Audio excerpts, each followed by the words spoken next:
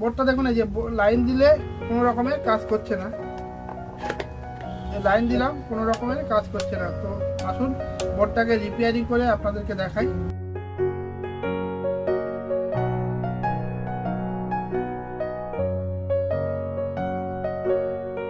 ফিউজটা কিন্তু কেটে গেছে, আর এদিকে সব কিছুই ঠিক আছে,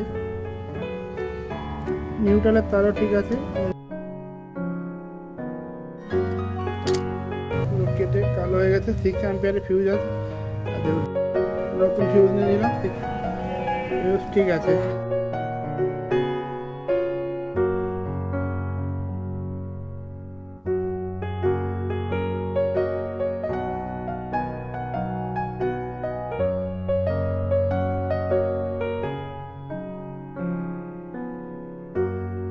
প্লিজ একটা লাইক করে দেবেন, শেয়ার করে দেবেন, আর অবশ্যই